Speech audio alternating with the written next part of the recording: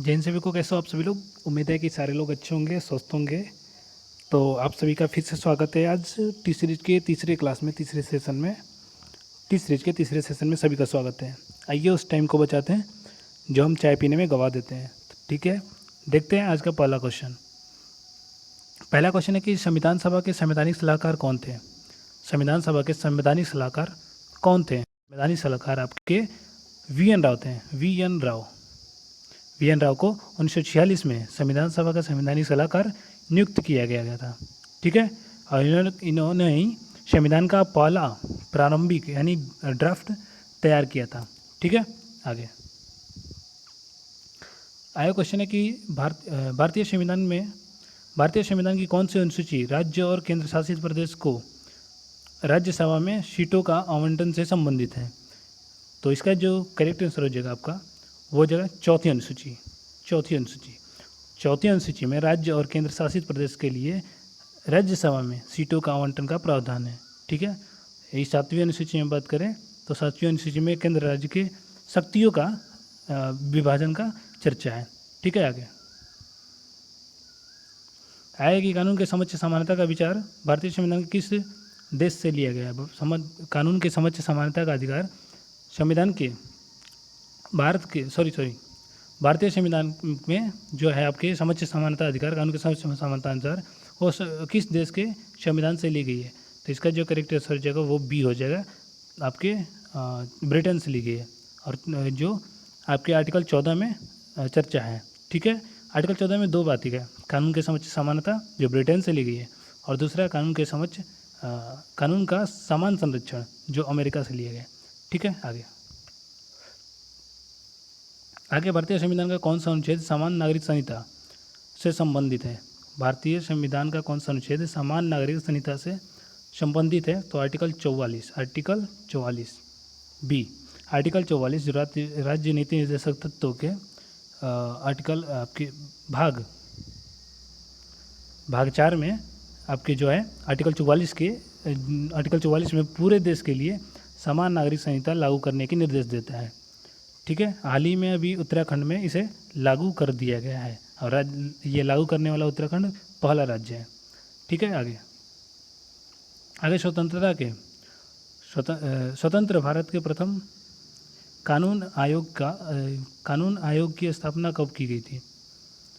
स्वतंत्र भारत के प्रथम कानून आयोग की स्थापना कब की गई थी। स्वतंत्र भारत के अनुसार स्वतंत्र भारत के प्रथम जो कानूनी आयोग थे उसका 1955 में गठित किया गया था। 1955 में गठन की गई थी। ठीक है, आगे संविधान के किस संशोधन द्वारा गोवा, दमन और दीव को भारत के 8वें केंद्र शासित प्रदेश के रूप में शामिल किया गया था। किस संशोधन के द्वारा। तो आपकी 12वां संविधान संशोधन 1962 के द्वारा 1962 के द्वारा गोवा, दमन और दीव को पुर्तगालियों से मुक्त कराने के बाद भारत के पहले अनुसूची में संशोधन कर केंद्र शासित प्रदेश के रूप में इसे शामिल कर दिया गया था। ठीक है, आगे भारतीय संविधान के किस अनुच्छेद में तहत नागरिकता के अधिकारों की निरंतरता का उल्लेख है। भारतीय संविधान के किस अनुच्छेद के तहत नागरिकता के अधिकारों की निरंतरता का उल्लेख है। तो इसका जो करेक्ट आंसर हो जाएगा वो जगह आर्टिकल 10 यह प्रदान करता है कि किसी भी नागरिक की नागरिकता का अधिकार संसद द्वारा बनाए गए कानून के अधीन होगा। इसे छीना या बदला जा सकता है उसके संसद के द्वारा बनाए गए कानून के अनुसार ही। ठीक है, अन्यथा उसकी नागरिकता समाप्त नहीं होगी। आगे निजी भवनों के ऊपर राष्ट्रीय ध्वज फहराना प्रत्येक नागरिक का मौलिक अधिकार है। ये सुप्रीम कोर्ट ने किस अनुच्छेद के तहत कहा है। इसका जो करेक्ट आंसर हो जाएगा आर्टिकल 19 के 1 का ए बी। भारत संघ बनाम नवीन जिंदल मामले में 1904 में सुप्रीम कोर्ट ने निर्णय दिया कि आपके सम्मान के साथ राष्ट्रीय ध्वज फहराना आपके आर्टिकल 1901 के ए के तहत अभिव्यक्ति की स्वतंत्रता का हिस्सा होगी। ठीक है, आगे पंचायती राज संस्थाओं में चुनाव लड़ने के लिए न्यूनतम आयु कितनी होनी चाहिए, कितनी निर्धारित की गई है? तो आपकी 21 वर्ष की, 21 वर्ष। आर्टिकल 243 के एफ के अनुसार पंचायत का सदस्य या मुखिया बनने के लिए आपकी न्यूनतम आयु 21 वर्ष है, जबकि मतदान के लिए 18 वर्ष और विधानसभा में चुनाव लड़ने के लिए आपके 25 वर्ष की न्यूनतम आयु निर्धारित की गई है। आगे भारतीय संविधान की प्रस्तावना में समाजवादी पंथनिरपेक्ष किस संशोधन द्वारा जोड़ा गया है? तो इसका जो करेक्ट आंसर हो जाएगा 42वां संविधान संशोधन 1976 के द्वारा। 42वां संविधान संशोधन 1976 के द्वारा जोड़ा गया है और इसके द्वारा तीन शब्द जोड़े गए थे, समाजवादी, पंथनिरपेक्ष और अखंडता। ठीक है, आगे भारतीय संविधान का कौन सा भाग मौलिक कर्तव्य यानी फंडामेंटल ड्यूटी से संबंधित है? कौन सा भाग? तो भारतीय संविधान के जो फंडामेंटल ड्यूटीज है वो है भाग 3। सॉरी, मौलिक कर्तव्य बोल रहे हैं। तो मौलिक कर्तव्य जो है 4 के ए में जोड़ा गया है। 4 के ए जो आर्टिकल 51 में आपके 42वां संविधान संशोधन 1976 के द्वारा स्वर्ण सिंह समिति के सिफारिश पर जोड़ा गया था। ठीक है, मूल में इसकी बात करें तो 11 थी, लेकिन 86वां संविधान संशोधन के बाद इसके 11 मौलिक कर्तव्य हो गए थे, मूल में 10 थी। आगे भारत के प्रथम मुख्य चुनाव आयुक्त कौन थे? सुकुमार सेन। ए, आगे वित्तीय आपातकाल की घोषणा राष्ट्रपति किस अनुच्छेद के तहत करते हैं? वित्तीय आपातकाल की घोषणा राष्ट्रपति किस अनुच्छेद के तहत करते हैं? तो आर्टिकल 360। आर्टिकल 360 के तहत राष्ट्रपति वित्तीय आपातकाल की घोषणा करते हैं। भारत में अभी तक एक बार भी ऐसा वित्तीय आपातकाल नहीं लगा है। ठीक है, आगे सरकारी आयोग का गठन किसके अध्ययन के लिए किया जाता है? सरकारी आयोग का गठन किसके अध्ययन के लिए किया जाता है? इसका करेक्ट आंसर हो जाएगा केंद्र राज्य संबंध। आपके 1983 में जस्टिस रंजीत सिंह सिफारिश की अध्यक्षता में केंद्र और राज्य के बीच संबंध और शक्ति संतुलन की समीक्षा के लिए इस आयोग का गठन किया गया था। ठीक है, आगे संसद के दोनों सदनों की संयुक्त बैठक की अध्यक्षता कौन करता है? संसद के दोनों सदनों की संयुक्त बैठक की लोकसभा के अध्यक्ष यानी स्पीकर करता है। स्पीकर आर्टिकल 108 के तहत संयुक्त बैठक बुलाने का अधिकार राष्ट्रपति को है, लेकिन इसकी अध्यक्षता हमेशा लोकसभा का अध्यक्ष यानी स्पीकर करता है। इसकी अनुपस्थिति में उपाध्यक्ष भी कर सकते हैं। आगे भारतीय संविधान के किस अनुच्छेद में न्यायपालिका का कार्यपालिका से पृथक्करण से सुनिश्चित किया गया है? आर्टिकल 50। राज्य की नीति निर्देशक सिद्धांत के तहत आर्टिकल 50 में राज्य को लोक सेवा में न्यायपालिका को कार्यपालिका से अलग करने का निर्देश देता है, ताकि न्यायपालिका स्वतंत्र रह पाए। आगे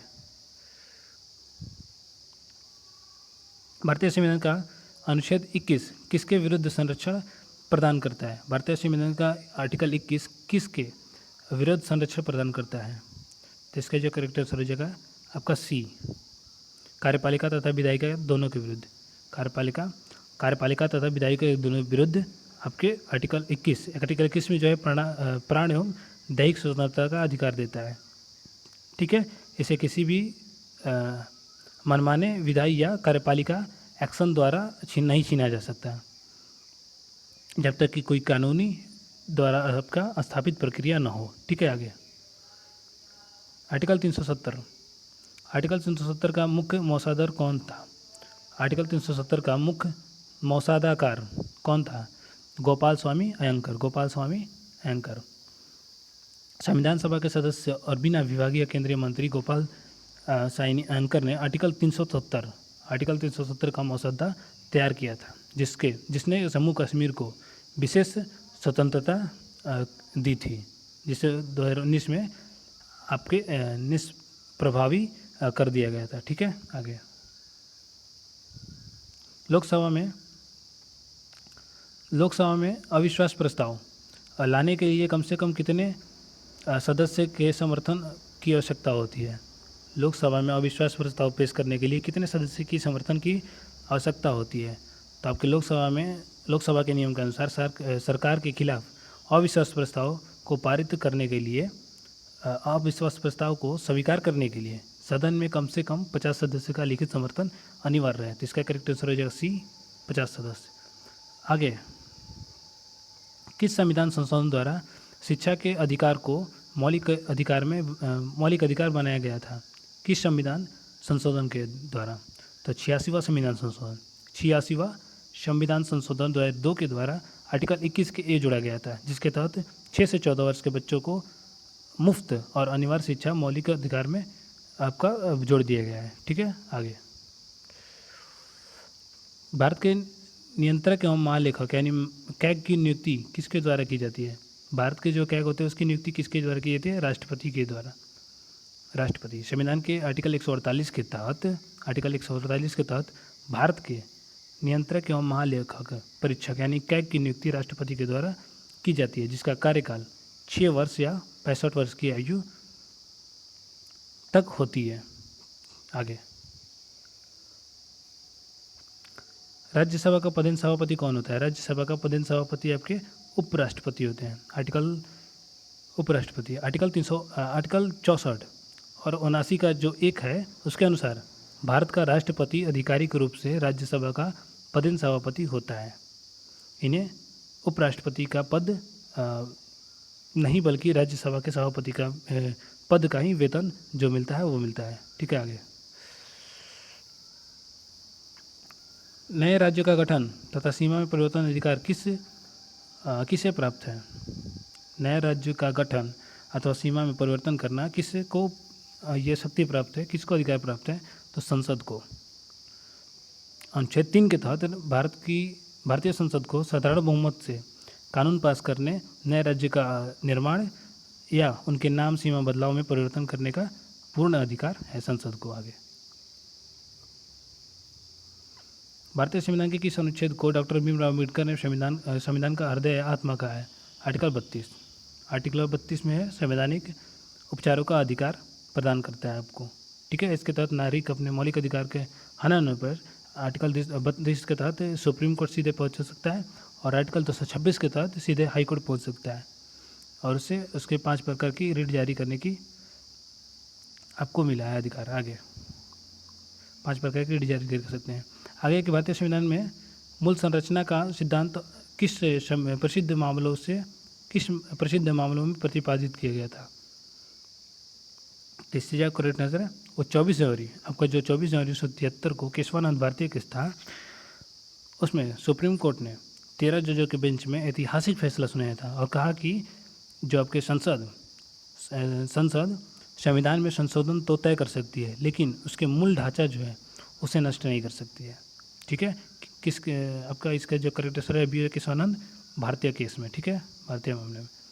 आगे, भाषाई आधार पर गठित होने वाला भारत का पहला राज्य कौन सा था? भाषाई आधार पर गठित होने वाला भारत का पहला राज्य कौन था? तो वो आंध्र प्रदेश था। करेक्ट आंसर हो जाएगा आंध्र प्रदेश। ठीक है, बी, आंध्र प्रदेश। 1 अक्टूबर 1953 को तेलुगु भाषा क्षेत्र को मद्रास राज्य से अलग करके आंध्र प्रदेश का राज्य का जो आपका ये गठन किया गया था।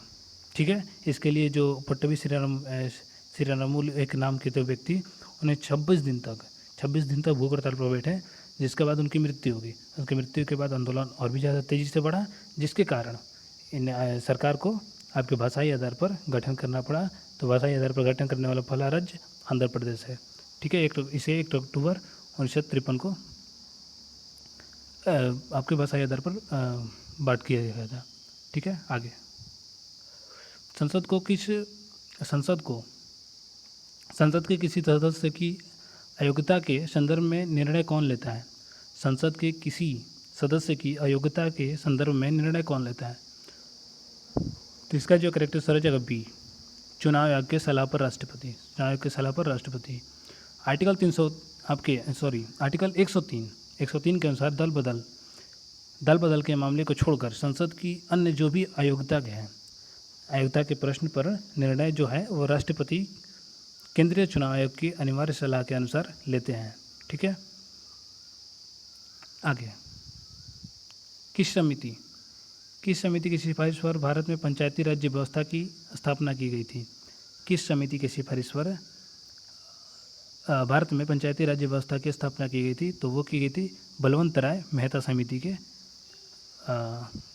आधार पर। ठीक है, बलवंत राय मेहता समिति के 1957 में यह आपके समिति का गठन हुआ था और भारत में त्रिस्तरीय पंचायती राज्य व्यवस्था लागू करने की सिफारिश की गई थी इसमें।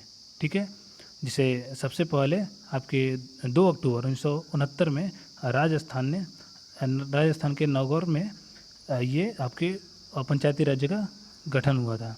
ठीक है, पंचायती राज आपका शुरू किया गया था। ठीक है, राजस्थान के नागौर जिले में कब? 2 अक्टूबर 1959 में। आगे भारतीय संविधान के किस अनुच्छेद के तहत अस्पृश्यता का अंत किया गया है? आर्टिकल 17 के अनुसार अस्पृश्यता यानी छुआछूत को पूरी तरह प्रतिबंध करता है और इसके तहत किसी भी रूप में आचरण को दंडनीय अपराध घोषित कर सकता है। इसके लगभग दंड के तौर पर 6 महीने का जेल जो होता है और 500 का जुर्माना होता है। इसमें से कोई भी हो सकता है या भी दोनों हो सकता है। तो इसका करेक्ट आंसर अस्पृश्यता का आर्टिकल 17। आगे राज्य लोक सेवा आयोग की अध्यक्ष और सदस्य को उनके पद से कौन हटा सकता है? राज्य लोक सेवा आयोग के अध्यक्ष और सदस्य को उनके पद से कौन हटा सकता है? तो ये भारत के राष्ट्रपति आर्टिकल 317 के तहत आर्टिकल 317 के अनुसार भले ही राज्य लोक सेवा यानी बीपीएससी या यूपीपीसीएस के अध्यक्ष और सदस्य की नियुक्ति राज्य के राज्यपाल करते हैं, लेकिन उन्हें पद से हटाने की शक्ति केवल देश के राष्ट्रपति के पास होती है। ठीक है, जो सुप्रीम कोर्ट की जांच के रिपोर्ट के बाद की जाती है। ठीक है, तो आज का हमारा 30 क्वेश्चन ख़त्म हुआ। तो आप सभी इस सेशन को जितना प्यार दे सकते हैं दीजिए। और मैंने आज का तो सेशन तीसरा है, क्लास तीसरा है टी सीरीज का। तो जितना आप लोगों का प्यार मिल रहा है उसके लिए बहुत बहुत धन्यवाद और ऐसे ही इस चैनल पर अपना प्यार बनाए रखें। तो आज का भी सेशन समाप्त होता है। मिलते हैं अगले सेशन में, तब तक के लिए जय हिंद, जय भारत।